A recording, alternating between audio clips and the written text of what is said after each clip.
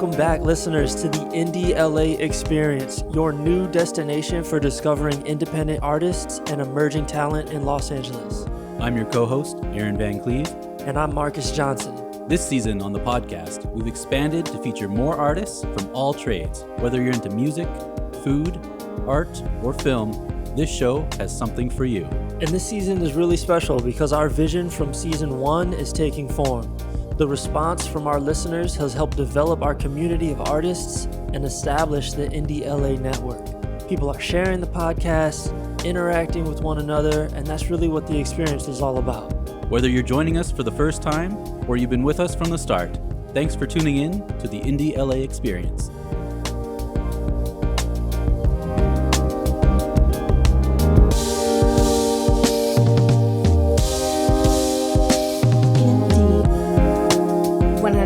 Would be the connections. Without those connections, I wouldn't be in Los Angeles right now. I don't think I'd be doing this at all.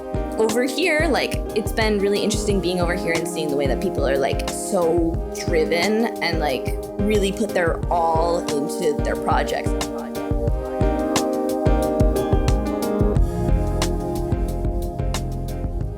All right, we're here in the studio with singer-songwriter and voice actor Nixie. Thanks for being on the podcast with us. Welcome. Thank you for having me. Yeah, so we want to get right into it. We want to hear about how you got into music, what got you started, and how everything's going so far. All right. Well, my family has always been really into music. My mom's side of the family was always really into the musicals in particular, and my dad grew up really into hard rock, heavy metal, that kind of stuff.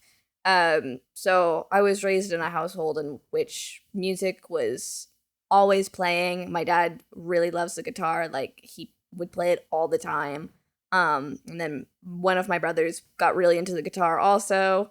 And we were all, my dad really cared about music so much that he made us all, we had to learn an instrument in school. Okay, yeah. So I picked up the flute, but I was really, really bad at it. Yeah. I was so bad that in 5th grade, I got so ashamed of how bad I was that I stopped going to, the lessons that I was supposed to have. And I just, my dad asked, when the concert was, and I was like, been going. Oh, no. I was like, oh no, I'm gonna get in so much trouble because I wanted to go to the chorus ones instead because I always just found singing more natural to me than playing instruments. I guess because my mom, like I said, her family was always really into musicals, so I was always more into that than playing. I don't know where they would expect me to get a classical instrument from. I don't know about that.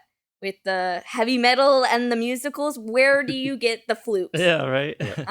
So eventually, my dad realized how much I really hated the flute, and he was like, "Okay, fine, you can quit." And I kept playing.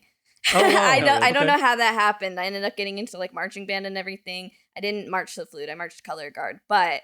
What is color guard? That's when you're spinning the flags. Oh, yeah, you the throw poles and them. everything. Yeah. Yeah. Were you in marching band? Yeah, dude, I was in marching Okay. band. What did you do in marching band? I played the saxophone. Oh, Yeah. that's the best instrument. Oh, wow. I mean, All I played right. sax, but This is I our didn't- favorite guest right here. I don't think I could have played and marched at the same time. Yeah, dude. Oh, no, No, I couldn't either. There was one time I had tendonitis, so they had me for a parade march the flute, and I was literally having such a hard time keeping going with everyone.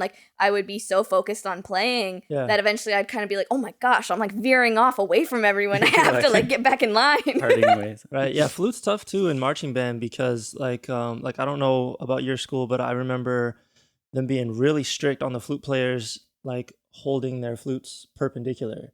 They had to if at all they it had to be that right angle. Yeah, no, it had to just be perfect, flat. And you had to hold your God. flute up and eventually you're on the field, you're sweating, you're marching, you get a little tired. Also their music stand it kind of weighs it down a little bit, right? It would okay, so I had one that would tie onto my arm, but the elastic in it was so old that it would not keep itself up. It would just keep falling down, and I was I can't read this. Yeah. Yeah, so I played the saxophone, and then later I was a drum major. I was one of the conductors. I tried out for that. Yeah. I panicked during the audition and started crying. Oh, So I did no. I did not get that. Stuck to color guard. Yeah. Can't conduct, I guess. Yeah, that one was That was interesting because you had to kind of be like a band leader, I guess, and lead your peers, which was awkward. But it was like nerve-wracking too, like getting up, like standing up on the podium and like being in front of like all your peers and like doing the conducting. Yeah. But what was cool is you didn't have to learn the marching show. Uh, Yeah, and that part was intense. so like, it was more of a way out. yeah, oh, than anything. absolutely. I was like, you know what? I'm not marching this year. Like I have to be drum major. Like I got to do it. So, yeah, I really lucked out on not having to learn like the routine. It's okay. I was really good at marching. Oh, So, yeah? you know, it worked out better, I think, that I was on the field rather Okay. than standing up there conducting. I don't think people would have listened to me anyway, because, like, by my senior year, I feel like my reputation in high school was, like, not it. Oh, Like, yeah. everyone thought that I was, like, lazy and stuff, and I was like, no, you just don't get it. I don't care about school. I care about things outside of school. Right. And with musicals, did you ever like get involved with any of those? Oh, Did you ever- yeah. yeah. You played Yeah. some. Tell us about that. I wasn't able to ever take like big parts in musicals, because I was in marching band and the schedules overlapped so intensely. But there was one time that I did get a call back for Ursula. Oh, wow. So that was a fun one. Little Mermaid, you know? I think I'm a little too small to have pulled it off, except for they cast a girl who was the exact same height as me Huh. for Ursula. So I was like, well, I guess they wanted that. Interesting. But best musical that I've ever gotten to participate in was Newsies. Really liked that one. I got to play Spot Conlon, which I think the build up to them saying like, here's the big tough guy coming in, and then it was me, Mhm. little tiny person. I think that was really good. And since you've kind of moved on and you're out here now, you went to Mhm. Berkeley School of Music Yeah. prior to moving to Los Angeles. Yeah. Yeah. What made you want to go there? Well, I went to a songwriting camp there at one point when I was in high school, and I remember like loving the classes that they were giving like when I was doing that camp so much that one night I was like going home on the bus because I did not spend the money to stay on the campus because I lived an hour away. So I was like, I'll just take the bus every night. Like, that's fine. And I was like at the bus station and I just started crying because of how happy I was to be there. Like, I loved it so much that I was like, I have to apply to this school. And so like I applied early admission thinking I wasn't going to get in. And then, you know, I got that acceptance letter and I remember like I was leaving select choir rehearsal and I like kind of looked at my phone and saw that like the acceptance letter, which they gave me 2 because they put they like did the wrong name on it the first time. Okay. They like used my legal name. And then the second time they were like, we are so sorry. Here's one with your preferred name. And I was like, I don't care. I got in. That's what matters to me. But I like ran back to my chorus instructor and I was like, I got in. Like, this is so cool. She did not seem as enthusiastic about it as I did. She was like, I don't care. It's funny how like when you actually get to go and study something that you actually want to study, how much different it is being Oh my in school gosh, compared yeah. to you know sitting in classes that you have no interest in and have nothing Perfect to do with A's what you're passionate throughout about. college versus like the like C's because I never turned in my homework in Oh, high wow. school, you know? Mhm. Were you a good student? Oh yeah, in high school, dude, I like really pushed myself. Like I had like all A's. Like I remember my senior year, I started to like fall off a little bit. Because I was like, Like A minus?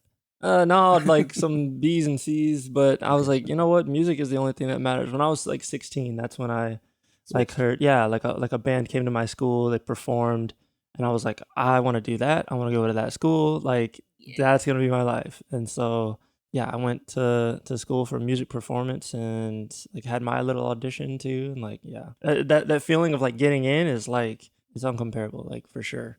What was like the process for you to like get into your school, like the audition process? Like how was that? It was pretty simple. Like they made me fill out an application before going into the audition, and then they scheduled my audition. I went in. They were like, "Okay, so you need to sing like a cover of a song, kind of thing. But if you're interested in going into the songwriting program, then you should also bring an original. But like you needed to have something that you were covering like first. That was like the most important thing, so that I guess I could like gauge your skills better." So I went in with a song from the Cartoon Network show Steven Universe. Okay. Because I could sing that one really well because I feel like I had sang it so much that I sounded kind of like the character. And so I was like, you know what? We're gonna go for it. And I'm gonna use that song for it. And I also brought in a song that happened to actually be the first single that I ever released, Ineffable, was the song that I used as my original piece for my audition. And then they also had like an interview process, which was the part that I felt most unprepared for sure. Okay. But I feel like I nailed it. So I was like, yes! Because they just kept asking all the right questions that I was like, I actually have an interesting answer for that. Okay.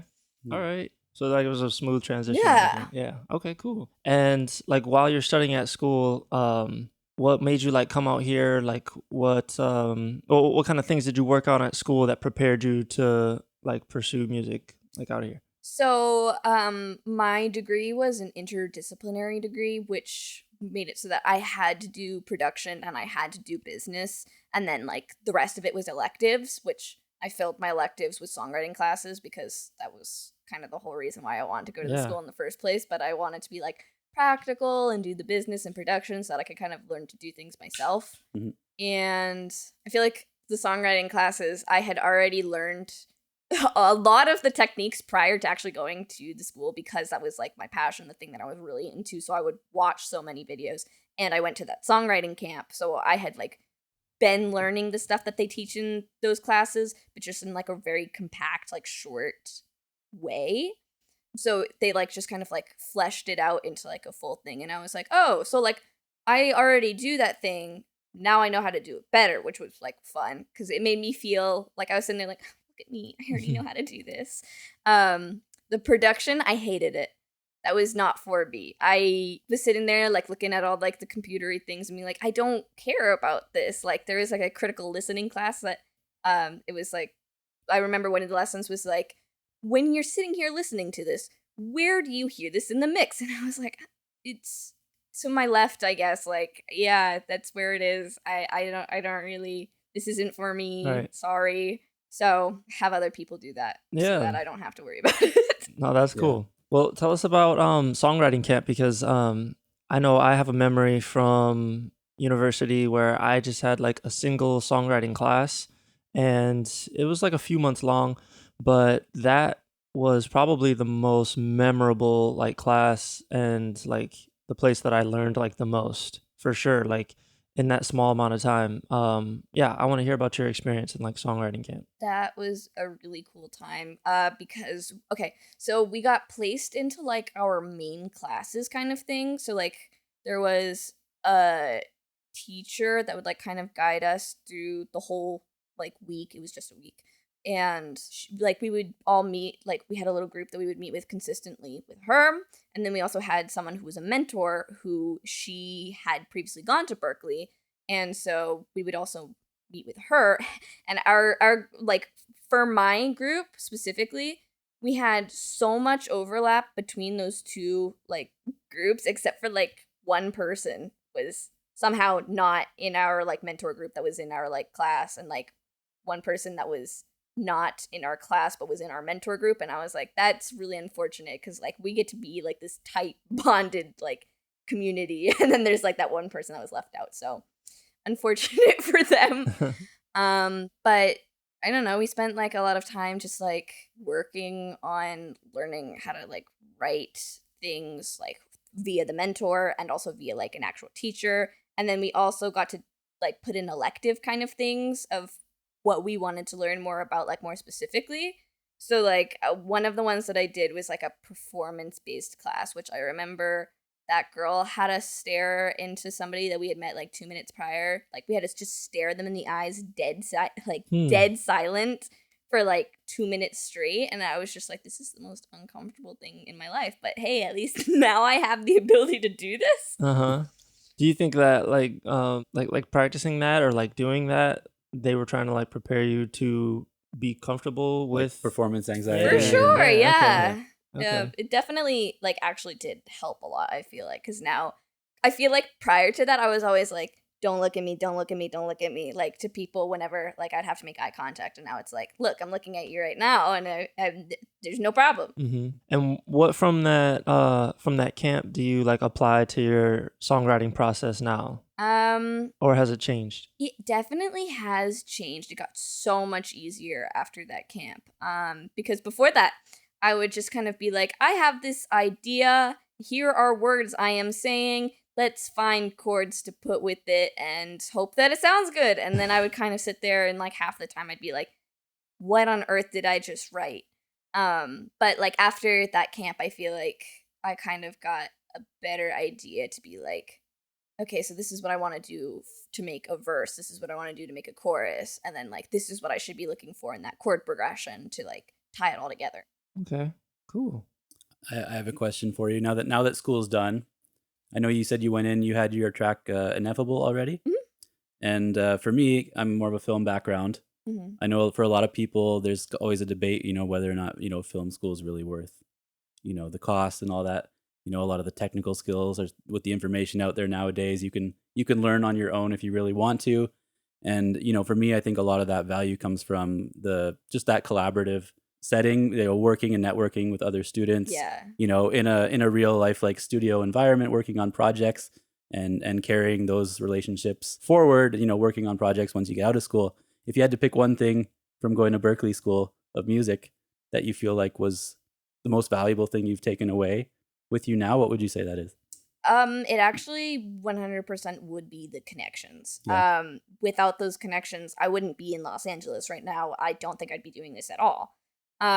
Because like I said, like I can't produce myself because it doesn't make sense to me. I might have passed the classes with A's, but realistically I feel like what I learned in those classes, I was still sitting there like, okay, but I don't know how to make my songs sound the way that I want them actually to sound.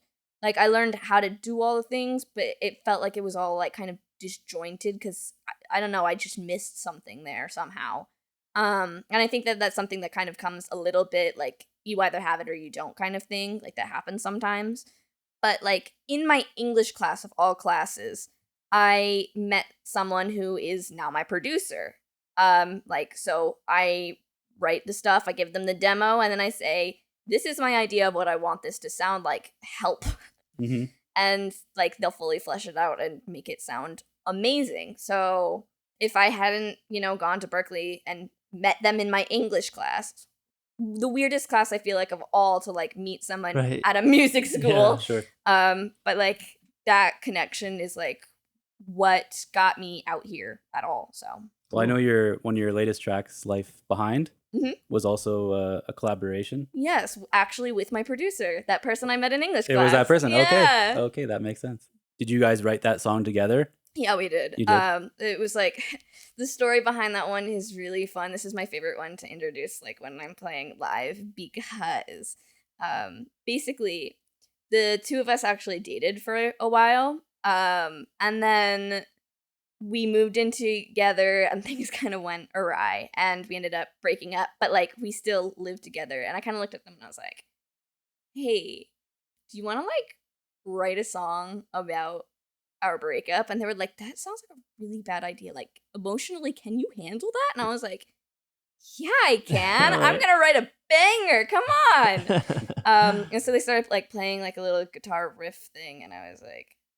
I immediately just like kind of like started like spewing the lyrics for the first verse. I only got through like 2 lines like when I first initially was like improvising that. Mhm. And then I was like, yeah, that was really good. Let's go like actually record that. And so then we like kind of sat down and we just like fully fleshed it out. I remember because like we weren't really on the best terms, even though we were like working together at that moment. I remember I kept insulting their ideas, and they looked at me and they were like, do you not want to do this? And I was like, no. Sorry, let me backtrack. I'm sorry.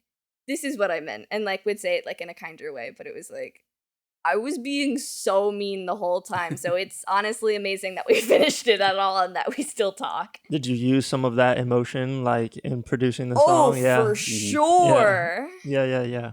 That's where I find is like the the kind of songs that like your audience like connects to the most is when they can feel like your feelings in the Mhm. music. Yeah, they can relate. Mm-hmm. That's why I think both of us really like.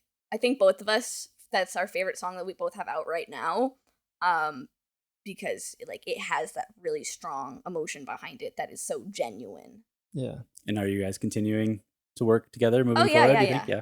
So it's been kind of therapeutic in a way. Yes, like they were in. So I have a music video that's coming out on October 27th. Awesome. And they were actually in that music video, and like we're shooting a music video for them, and I'm gonna be in that music video. I'm like managing like the whole production of like how that's happening, because they looked at me and they're like, I don't know how to do this, and I was like, I got you. So I've been putting together the logistics of it while they're telling me like what they want out of it. So is that something that you learned like in school, or have you just kind of like developed like the skill to produce music videos like on your own? Nat- Oh, I learned- naturally I learned putting that on at those different school. hats. Okay. I learned that one at school. Like I took an intro to cinematography class as well as a music video editing class. So like I learned kind of like how to do the whole process from that. Okay. Well, what can we expect to see in the new video? You can see some. Oh my god, it's so crazy. Honestly, I don't want to spoil it for all the folks, but I will say that there is a toilet All right. in the opening scene, and there is some fishing out of the toilet. Okay. Okay. I want to go back to how you decided to move out here. You're originally from Maine, Mhm. and you went to school at Berkeley, and now you're like, you stayed in Southern California, right? Yeah. Okay. And then moved up to Los Angeles. Like, what is the difference between like the opportunities that you may or may not have had in your hometown versus like today? There's nothing in my hometown. Anyone who like does music there, they don't know how to like record. Like they can play their instruments pretty well, but nobody's like passionate about it. Nobody's like going for it over there, because I lived in like a tiny little town that has like a population of like 5,000 or something like that. It's Okay. probably less than that, honestly. But over here, like it's been really interesting being over here and seeing the way that people are like so driven and like really put their all into their projects. Like everyone out here is like really dedicated artists versus I feel like over in Maine, like the people that I was meeting that were artists were still like that wasn't their main thing. Like they were like business people, like doing whatever it was that they did in their mundane lives. Yeah, I mean, so many people out here, like yourself, you came here to pursue Yeah. this career. So That's what I feel like most people that are out here are doing. Obviously, there's people who that's not what they're doing, but there's a lot of people out here that is like what they're here for. And you said you made a lot of connections, obviously, at school. Mhm. So have you ever felt like you're kind of alone out here or been homesick?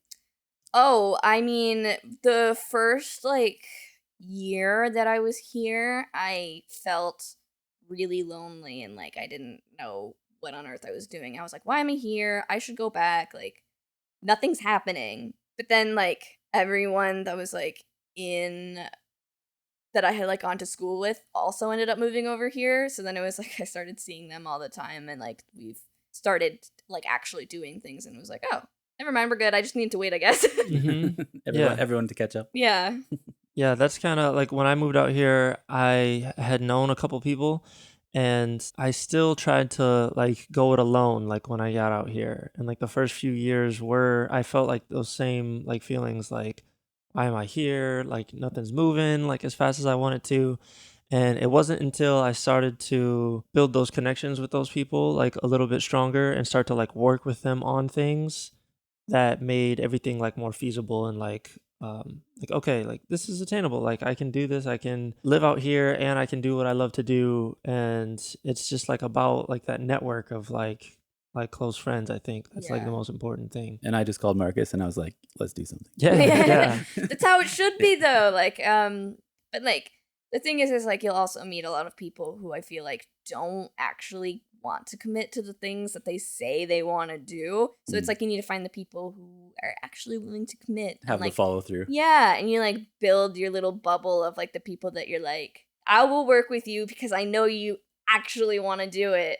Like, there's nothing holding you back, kind of thing. So, what are some of those experiences that you think may have like held you back, or like some of those obstacles that you had to like jump over? Well, initially I was definitely holding myself back because, like I said, like with the whole I don't want to produce kind of stuff. So that was part of why, like, when I initially graduated, I was kind of like, oh goodness, like, what am I gonna like do with my life?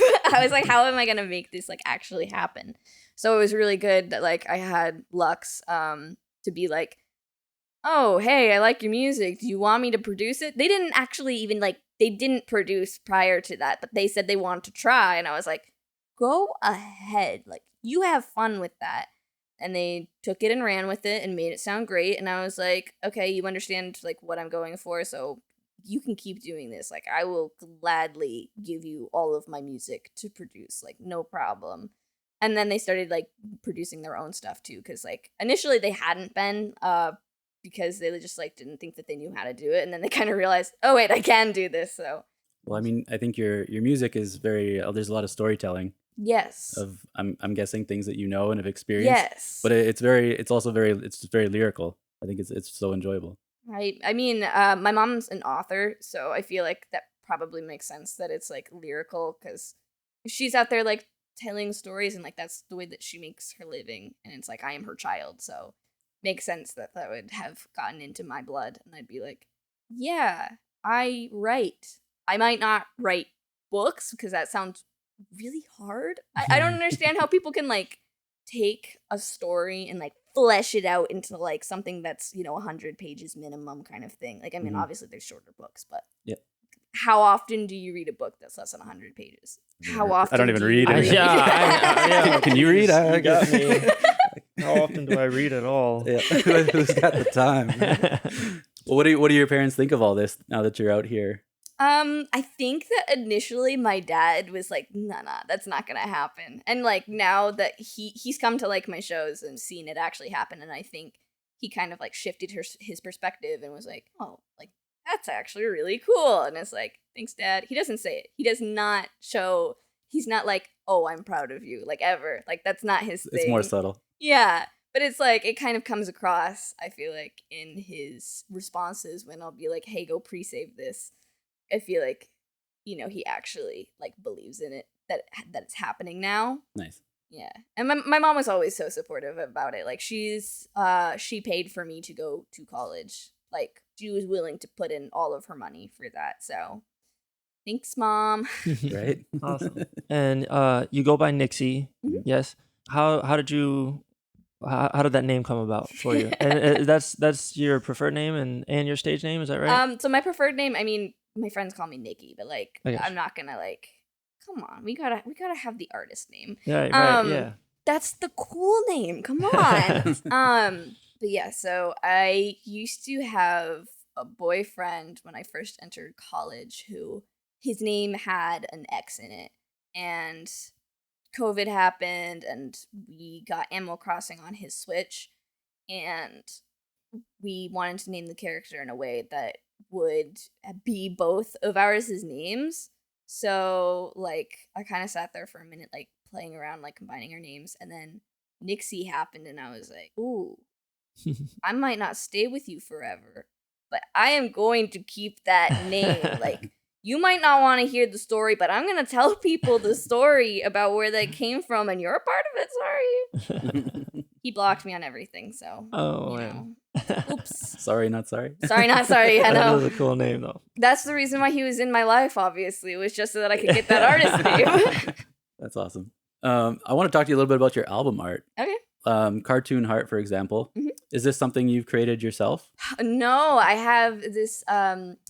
I actually met her in a Discord server for a band that both of us liked. Okay. We both are really into Beach Bunny, which is like actually like a huge inspiration as to like all of my artistry in general is Beach Bunny. I can like thank them for a lot of things. But so I met this girl, Manosvi, in this Discord server, and she would like post her art in the Discord server sometimes, and I was like, your art is gorgeous. Oh my goodness. Like, do you ever do commissions? And she was like, I don't right now, but like I can. And I was like, I will commission you to do like album art for me because this is like your art is so good.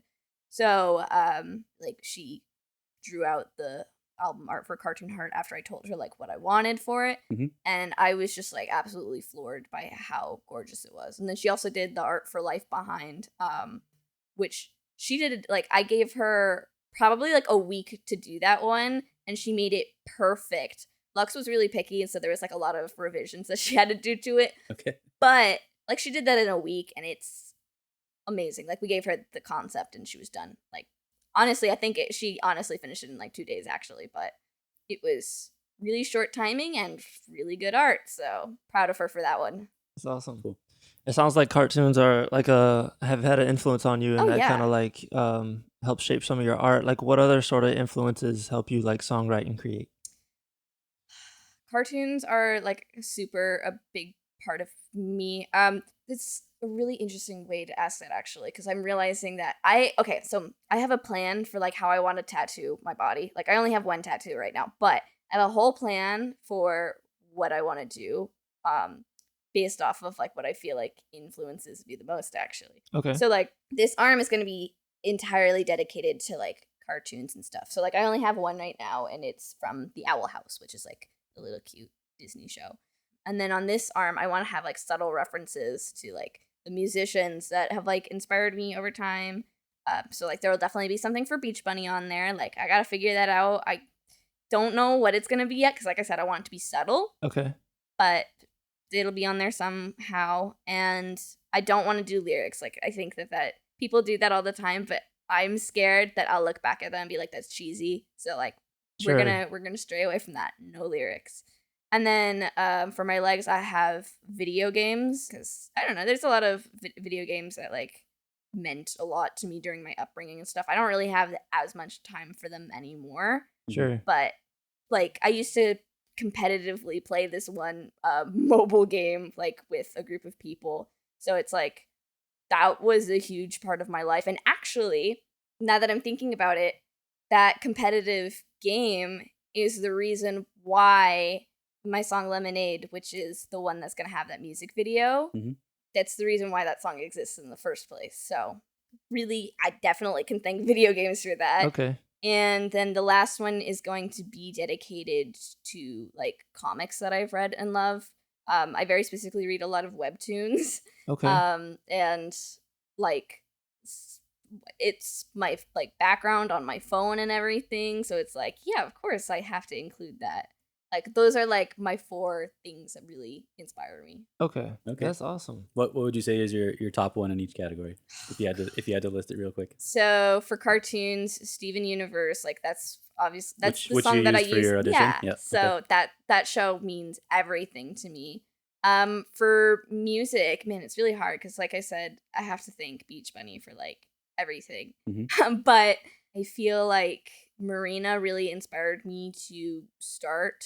Like back when she was Marina and the Diamonds, that she really inspired. Like I was like, I want to be a musician because of her.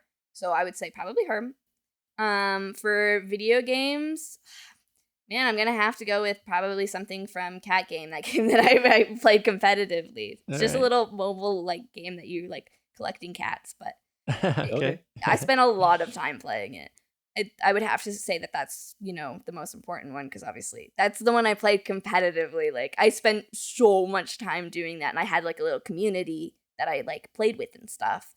And then for the comics one for webtoons, probably something from this webtoon called Cursed Princess Club. It's really funny. It's really cute and wholesome. It's about like learning to love yourself even through like, you know, maybe you don't see yourself as like a perfect person, but like having people around you teaching you to like love yourself kind of thing. It's cute. Very cute. Awesome. Cool. Well, let's talk about voice acting a little bit. How did you get into that? So I had always been like with the musicals and stuff, obviously I was like acting and stuff, and that was just like a normal thing. But there was one specific play that I did in which I was actually just a voice in a character's head.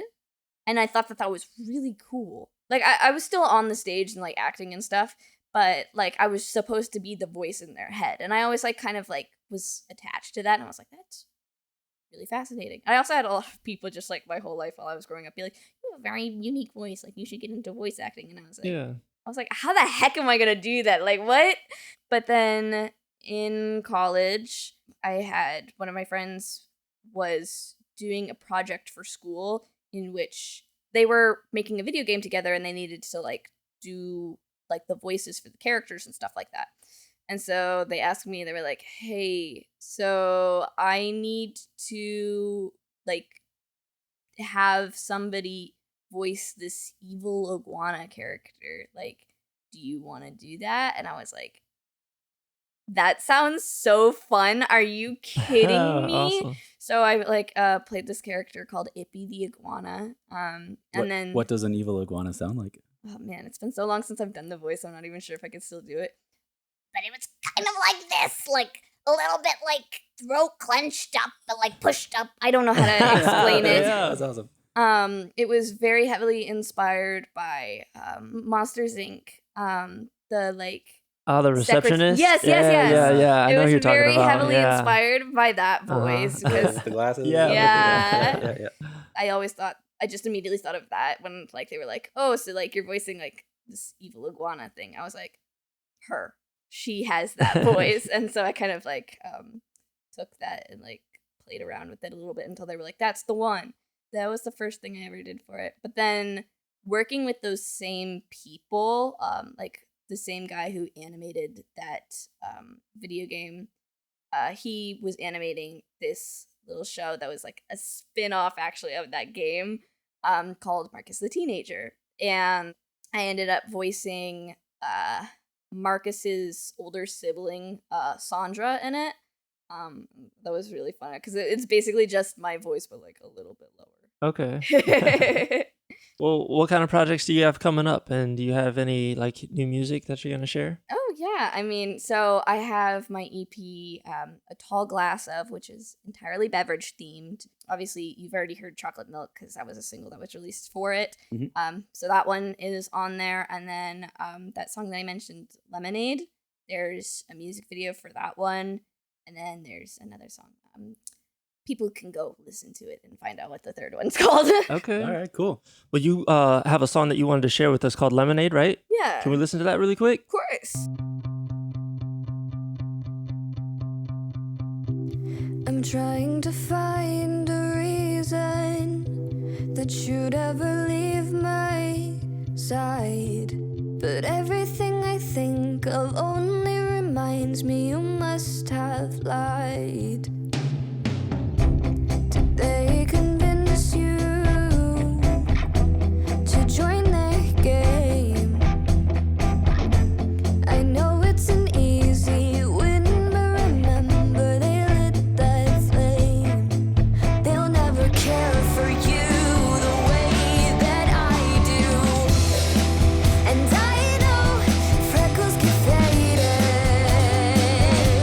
Oh, it's like lemonade, so sweet until it's sour. And I know everything changes. Oh, it's so hard to see the rubble of our tower. I know I'm just All right. Oh, nice. So that was a clip from Nixie's latest track, Lemonade. To check out the full track, head over to Nixie on Spotify. Do you have any like live shows like coming up? At the moment, no. I am looking into getting some like live streams done through Ursa Live, but at the moment I don't have any specific dates, so nothing that I can share with anyone right now, no. Okay, no worries. Well, where can people find you? Where can people find your shows when they come up? I post mostly on Instagram. That's the easiest place for me to just like share stuff. That would be Nixie the Fairy, which is Nixxi and then the Fairy. So yeah, that's the place for it. All right, cool. Cool, Nixie. Well, thanks so much for being on the podcast with us. We appreciate you coming out. Yeah, thanks for coming. Mm.